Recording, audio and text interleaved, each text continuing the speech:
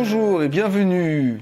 Alors, un enregistrement aujourd'hui pour les vendredis lecture sur Sympathie philosophique, un enregistrement de l'Hexagone où je me trouve. Et nous restons toujours dans le ressentiment avec une lecture aujourd'hui extraite du livre Sigil amer de Madame Cynthia Fleury. Quel rapport y a-t-il entre le ressentiment et l'égalité ? C'est la question à laquelle nous allons tenter de répondre aujourd'hui en faisant un bref rappel. D'où provient le ressentiment ? Alors, nous avons déjà vu que le ressentiment provient d'une blessure, de quelque chose qui nous a profondément touchés, affectés, et que cette blessure, en fait, est devenue une plaie béante, tout simplement parce que nous n'avons pas réussi d'une manière ou d'une autre à travailler dessus. Et cette plaie nous fait tellement mal, elle est tellement présente que nous tournons tout autour d'elle et elle devient nous, et elle devient nous-mêmes, elle nous caractérise par la rumination. La rumination est un des éléments importants qui va entraîner le ressentiment. Mais que faut-il pour acter effectivement ce ressentiment ? Alors, je reviens donc à la lecture de Madame Cynthia Fleury et elle nous dit ceci: la structure du ressentiment est égalitaire. L'égalité, le sentiment que nous sommes égaux en tout, peut créer un ressentiment individuel et collectif qui est réellement un souci.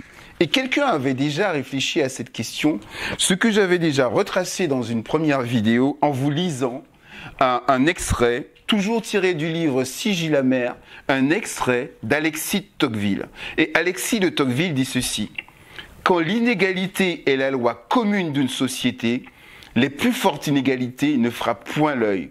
Et effectivement, si vous vous êtes déjà rendu dans différents pays étrangers où l'inégalité est croissante, des gens vivent dans des villas et en face c'est les bidonvilles, en fait, ça ne gêne pas beaucoup parce que les personnes sont habituées à vivre dans cette inégalité.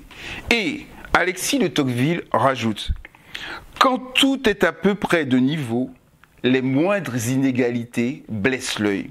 Quand tout est à peu près de niveau, les moindres inégalités blessent l'œil. Or, nous vivons dans une structure qui est une structure, dans un État qui est un État qui est dit un État démocratique.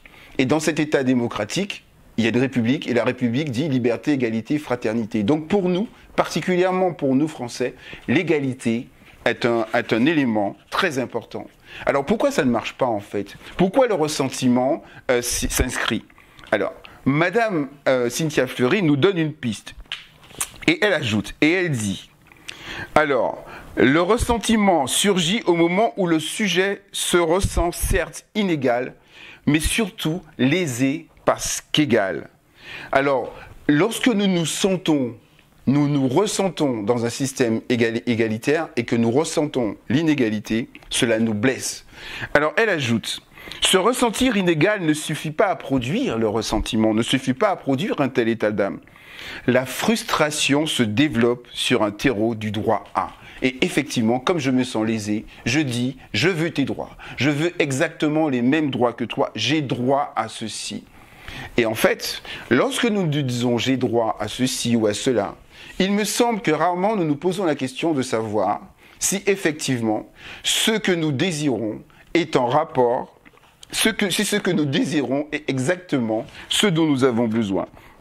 Et nous revenons donc à Alexis de Tocqueville qui dit, il ajoute ceci, Alexis de Tocqueville: chez les peuples démocratiques, les hommes obtiennent aisément une certaine égalité. Ils ne sauraient atteindre celle qu'ils désirent. Donc il y a une différence entre ce dont nous avons besoin et ce que nous désirons. Et il ajoute: c'est à ces causes qu'il faut attribuer la mélancolie singulière que les habitants des contrées démocratiques font souvent voir au sein de leur abondance, et ces dégoûts de la vie qui viennent quelquefois les saisir au milieu d'une existence aisée et tranquille. Et ce sera le mot de la fin pour cette séance lecture sur Sympathie philosophique. Vos likes sont appréciés, ainsi que vos abonnements. À bientôt!